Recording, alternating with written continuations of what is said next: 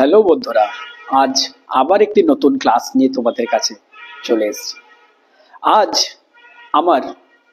আমি যে বিষয়টি নিয়ে আলোচনা করব তা তোমরা ক্লাস 11-এর সেকেন্ড সেমিস্টারে তোমাদের রয়েছে এবং কলেজের বিভিন্ন জায়গাতে তোমরা এই জিনিসগুলো পাবে এবং এই জিনিসগুলো সম্পর্কে তোমাদের একটি স্বচ্ছ ধারণাও প্রয়োজন, যার ভারতের জলবায়ুর ওপরেও যাদের গুরুত্বপূর্ণ প্রভাব রয়েছে।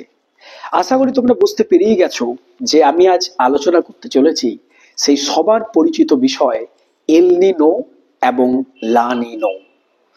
এই এল নিনো এবং লা নিনোকে যদি আমি একেবারে সহজ ভাষায় বলি তাহলে এল নিনো হলো একটি সমুদ্র স্রোত, যেটি উষ্ণ স্রোত, এবং লা নিনা হলো একটি অতি শীতল সমুদ্র স্রোত। এখন কথা হলো এই এল নিনো এবং লা নিনোর ওপর এই সহজ ভাষায় আমরা বলে দিলাম যে এল নিনো এবং লা নিনো কি, এবং এই এল নিনো এবং লা নিনো কেন উৎপত্তি হয়, এবং লা নাদা বলতে কি বোঝায়, এবং এস ও বলতে কি বোঝায়, এবং ইএনএসও কি, এবং তার সঙ্গে আরেকটি গুরুত্বপূর্ণ বিষয় জানবো যাকে বলা হয় ওয়াকার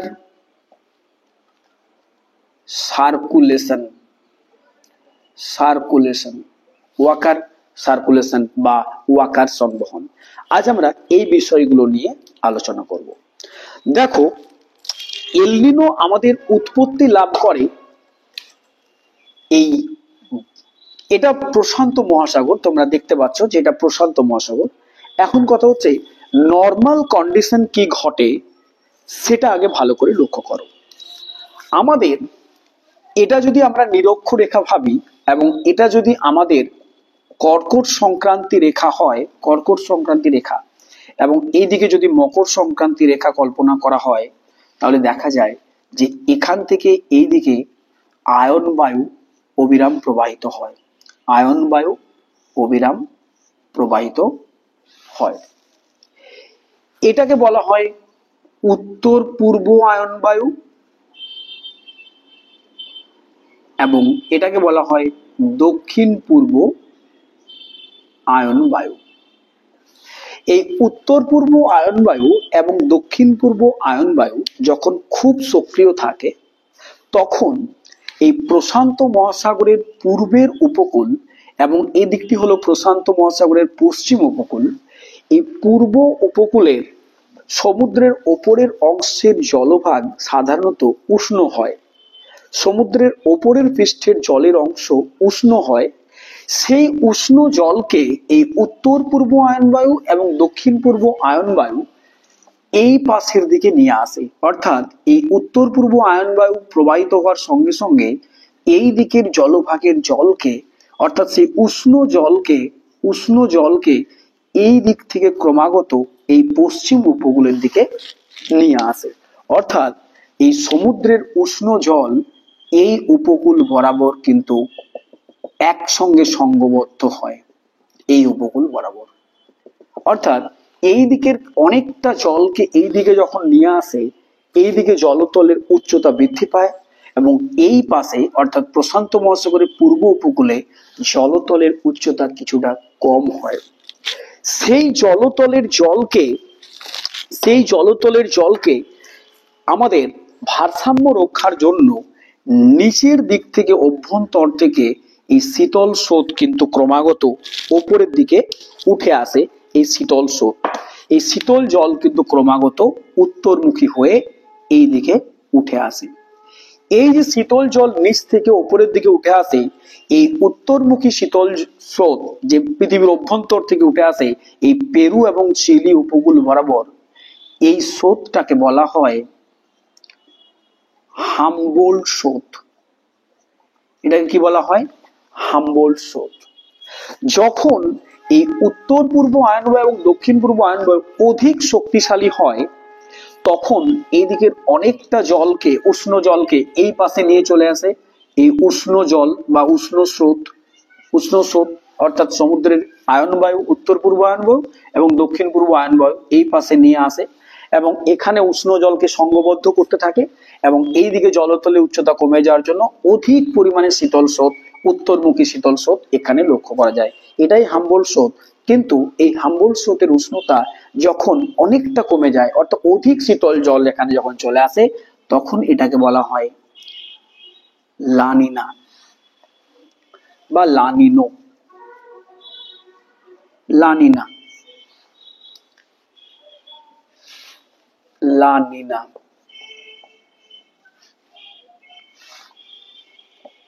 লানিনা, লানিনা। তাহলে লানিনা কি? লানিনা হলো পেরু এবং চিলি উপকূলে হাম্বল শীতল স্রোতের পরিবর্তে যে অত্যধিক শীতল স্রোত প্রবাহিত হয় তাকেই বলা হয় লানিনা। অর্থাৎ এই লানিনা যখন এই উপকূলে লক্ষ্য করা যায়, অর্থাৎ এই প্রশান্ত মহাসাগরের পূর্ব উপকূলে হাম্বল স্রোতের পরিবর্তে যখন অতি অতি শীতল স্রোত লানিনার উপদ্রব লক্ষ্য করা যায়, তখন এই পেরু এবং চিলি উপকূলে এই শীতল স্রোতের জন্য মনে রাখবে যে শীতল স্রোত মানে হলো উচ্চ চাপ, আর উষ্ণ স্রোত মানে হলো নিম্নচাপ। তাহলে শীতল স্রোত এই উপকূলে অত্যধিক শীতল স্রোত থাকার জন্য কি হয়, এখানে উচ্চচাপ বিরাজ করে এবং এই অঞ্চলে নিম্নচাপ বিরাজ করে, নিম্নচাপ, এবং এই উপকূলে বিরাজ করে কি উচ্চচাপ। উচ্চচাপ, এই উচ্চচাপের জন্য এখানে সাধারণত বৃষ্টিপাতের পরিমাণ কমে যায় এবং এই প্রশান্ত মহাসাগরের পশ্চিম উপকূলে বৃষ্টিপাতের পরিমাণ বেড়ে যায়। তার জন্য এলনিনো, এই লানিনা যখন লক্ষ্য করা যায় প্রশান্ত মহাসাগরে, সেটি কখনো কখনো 2 থেকে 7 বছর বা 10 বছর অন্তর অন্তর লক্ষ্য করা যায়। যখন লানিনা লক্ষ্য করা যায় হাম্বল স্রোতের পরিবর্তে, অর্থাৎ হাম্বল যে শীতল স্রোত, সেই শীতল স্রোতের জলের উষ্ণতা যখন আরো কমে যায়, তখন তাকে বলা হয় লানিনা। আর এই লানিনার উপদ্রব লক্ষ্য করা গেলে পেরু এবং চিলি উপকূলে উচ্চচাপ, এবং উচ্চচাপ হওয়ার জন্য এখানে বৃষ্টিহীন, এবং এই প্রশান্ত মহাসাগরের পশ্চিম উপকূলে অত্যধিক বৃষ্টিপাত লক্ষ্য করা যায়। অর্থাৎ লানিনা যখন লক্ষ্য করা যায় তখন ভারতে বন্যা উপদ্রব লক্ষ্য করা যায়। শুধু ভারত নয়, ভারত, অস্ট্রেলিয়া, ইন্দোনেশিয়া, মালয়েশিয়া, এই সমস্ত দেশগুলোতে প্রচুর পরিমাণে বৃষ্টিপাত লক্ষ্য করা যায়। তাকেই বলা হয় লানিনা। লানিনা হলো একটি অতি শীতল সমুদ্র স্রোত।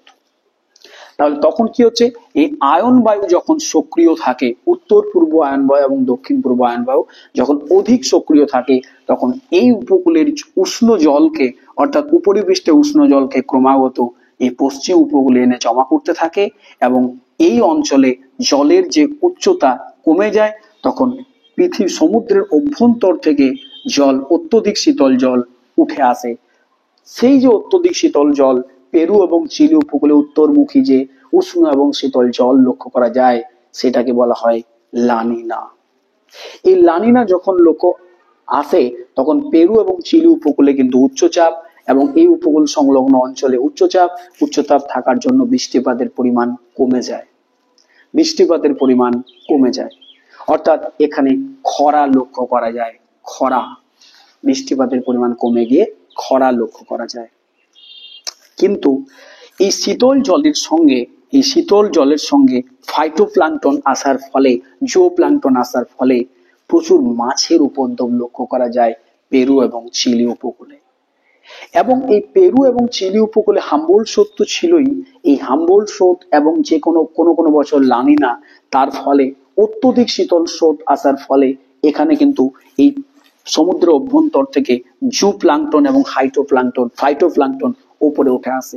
সেটাকে ছোট মাছ গ্রহণ করে এবং ছোট মাছকে বড় মাছ গ্রহণ করে প্রচুর পরিমাণে মাছের উপদ্রব এই প্রশান্ত মহাসাগরের পূর্ব উপকূলে কিন্তু লক্ষ্য করা যায়।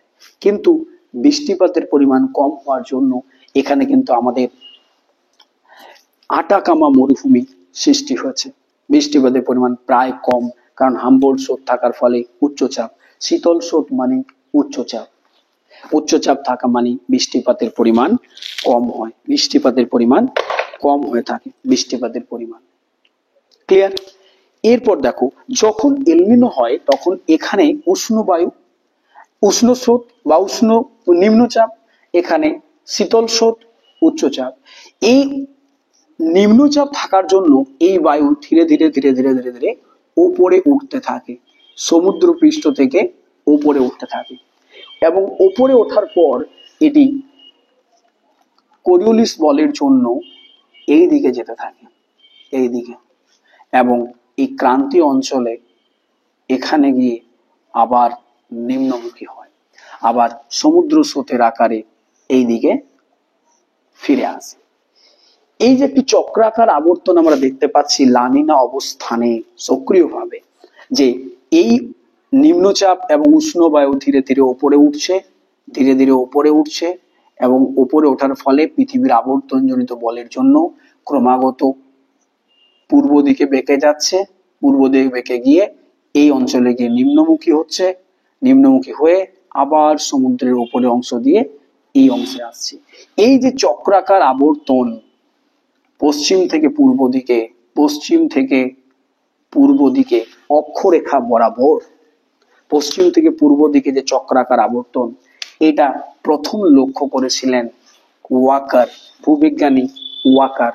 তার জন্য এই যে অক্ষরেখা বরাবর যে এই অঞ্চল থেকে বায়ু উষ্ণ হয়ে বায়ু নিম্নচাপ বা উষ্ণ স্রোত হালকা হওয়ার জন্য উপরে উঠছে, এবং এই দিকে গিয়ে এখানে গিয়ে নিম্নমুখী উঠছে, এবং ক্রমাগত এই অঞ্চলের দিকে ফিরে আসছে, একটা বৃহৎ সংবহন কোষ লক্ষ্য করা যাচ্ছে। এটাকে বলা হয় ওয়াকার সংবহন বা ওয়াকার সার্কুলেশন।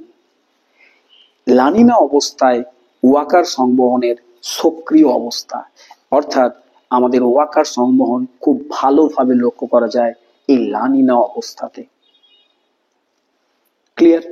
তাহলে এই হলো আমাদের ওয়াকার সংবহন এবং লানিনা। এরপর আমরা দেখব, তাহলে এরপর আমরা দেখব এলনিনো কি। এলনিনো কি?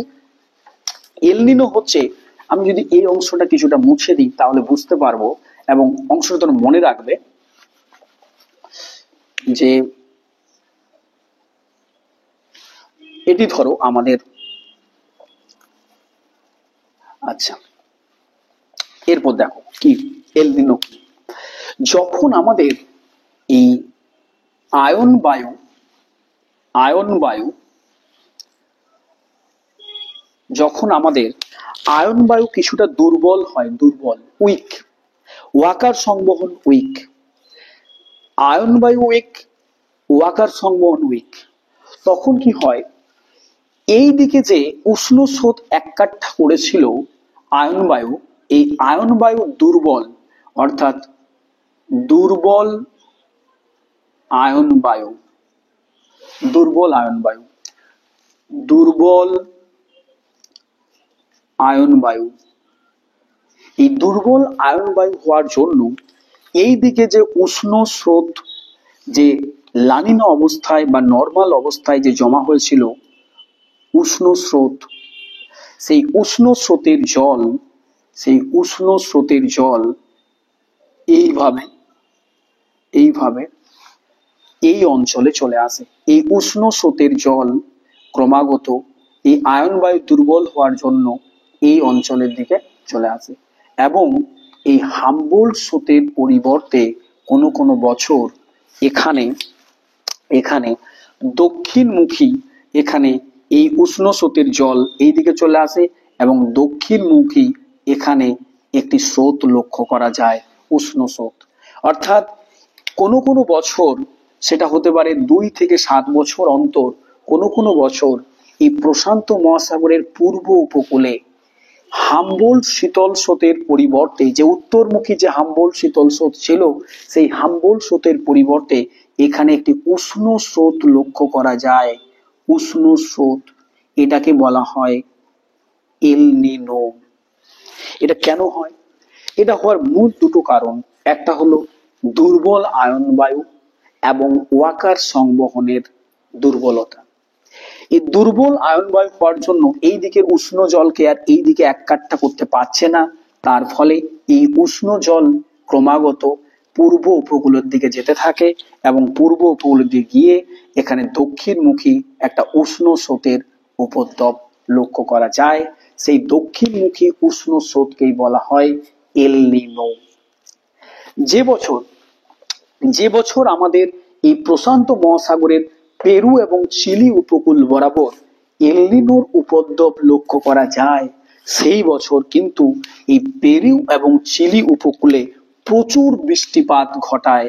আমরা বলেছি যে উষ্ণ স্রোত মানেই হলো নিম্নচাপ, অর্থাৎ প্রশান্ত মহাসাগরের এই পূর্ব উপকূলে নিম্নচাপের উপদ্রব লক্ষ্য করা যায়।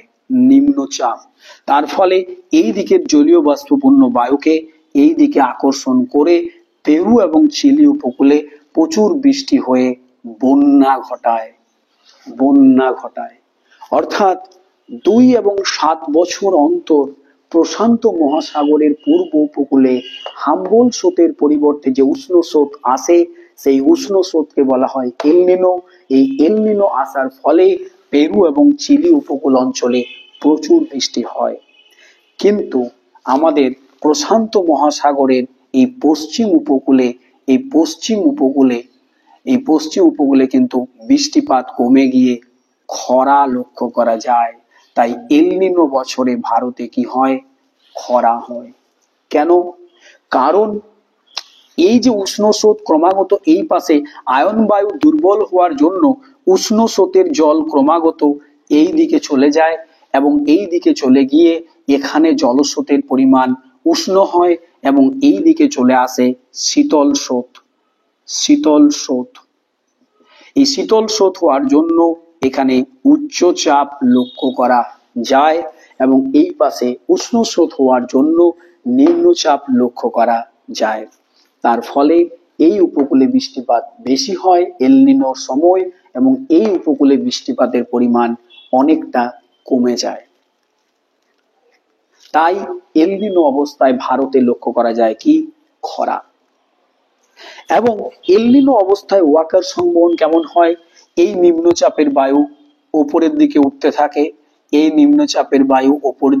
থাকে, এবং এই পাশের দিকে সঞ্চালিত হয় এবং এখানে এসে নিম্নমুখী হয় এবং আবার এই পাশের দিকে যেতে থাকে। এইভাবে যে সংবহন কোষ লক্ষ্য করা যায়, এটিও হলো ওয়াকার সংবহন। এটি হলো ওয়াকার সংবহনের দুর্বল অবস্থা। অর্থাৎ এল নিনো অবস্থায় ওয়াকার সংবহনের দুর্বল অবস্থা লক্ষ্য করা যায়। নিষ্ক্রিয় পর্যায়, এটি হলো ওয়াকার সংবহনের নিষ্ক্রিয় পর্যায়। এটি পূর্ব থেকে পশ্চিম দিকে অক্ষরেখা বরাবর এই চক্রাকার সংবহন কোষটি লক্ষ্য করা যায়। আর লানিনা অবস্থায় ছিল সক্রিয় ওয়াকার সংবহন, যেটি পশ্চিম থেকে পূর্ব দিকে ছিল।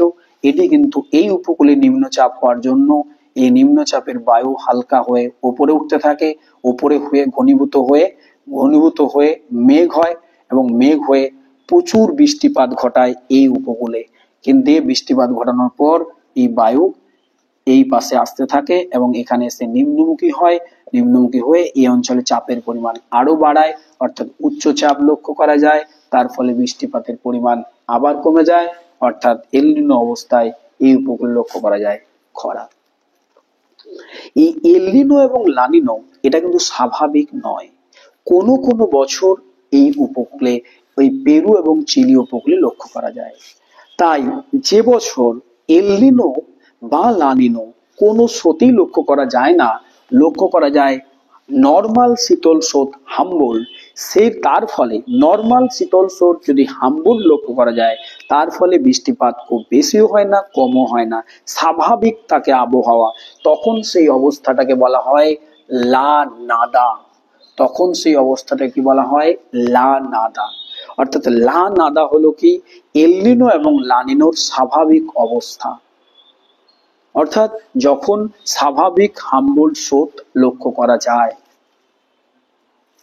ক্লিয়ার?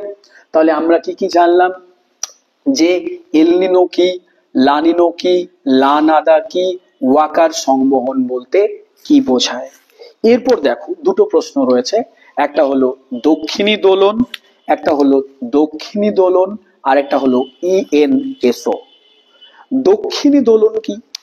দেখো ভালো করে লক্ষ্য করো, আমরা দেখলাম যে কখনো এই নিরক্ষরেখার দক্ষিণ দিকে অর্থাৎ দক্ষিণ প্রশান্ত মহাসাগরে কখনো এলনিনোর ফলে এই উপকূলে নিম্নচাপ, এই উপকূলে উচ্চচাপ, আবার লানিনা অবস্থার সময় দেখছিলাম এই উপকূলে উচ্চচাপ, এই উপকূলে নিম্নচাপ। এই যে প্রশান্ত মহাসাগরের দক্ষিণ অংশে কখনো পূর্ব অংশে নিম্নচাপ, পশ্চিম অংশে উচ্চচাপ, আবার কখনো পূর্ব অংশে উচ্চচাপ, আবার নিম্নচাপ, কখনো পশ্চিম অংশে উচ্চচাপ। এই যে উচ্চচাপ এবং নিম্নচাপের স্থান পরিবর্তন প্রশান্ত মহাসাগরের দক্ষিণ অংশে, তাকেই বলা হয় দক্ষিণী দোলন, সার্দার্ন অসিলেশন। অর্থাৎ দক্ষিণ প্রশান্ত মহাসাগরে উচ্চচাপ এবং নিম্নচাপের যে স্থান পরিবর্তন এলনিনো এবং লানিনোর জন্য, তাকেই বলা হয় দক্ষিণী দোলন বা সার্দার্ন অসিলেশন, সার্দার্ন অসিলেশন। এখন কথা হলো ইএনএসও কি? ইএনএসও হলো এলনিনো সার্দার্ন অসিলেশন। অর্থাৎ এলনিনোর জন্য যে দক্ষিণী দোলনটি ঘটে, অর্থাৎ এলনিনো অবস্থায় আমরা স্বাভাবিক অবস্থায় আমরা দেখেছিলাম হাম্বোল্ট স্রোতের জন্য এখানে উচ্চচাপ এবং এই উপকূলে লক্ষ্য করেছিলাম নিম্নচাপ, কিন্তু এলনিনো আসার ফলে সেটার কিন্তু পরিবর্তন হয়ে যাচ্ছে। অর্থাৎ এলনিনো আসার ফলে এখানে উষ্ণ স্রোতের ফলে নিম্নচাপ এবং এই উপকূলে লক্ষ্য করা যাচ্ছে উচ্চচাপ। অর্থাৎ এলনিনোর জন্য যে দক্ষিণী দোলনটি ঘটে তাকে বলা হয় ইএনএসও, অর্থাৎ এলনিনো সার্দার্ন অসিলেশন। আশা করি তোমরা এই ভিডিওটার মধ্যে তোমরা এই জিনিসগুলো সম্পর্কে ভালোভাবে বুঝতে পেরেছো। যদি কারো কোনো বিষয়ে ডাউট থাকে তাহলে অবশ্যই আমাকে কমেন্ট সেকশনে জানাও, আমি তোমাদের সেই বিষয়ে নতুন ভিডিও নিয়ে আসার চেষ্টা করব। ভিডিওটি প্রথম থেকে শেষ পর্যন্ত দেখার জন্য অসংখ্য ধন্যবাদ। তোমরা তোমাদের ভালো লাগলে চ্যানেলটি সাবস্ক্রাইব করো এবং বন্ধুদের মধ্যে ভিডিওটি শেয়ার করতে পারো। ধন্যবাদ।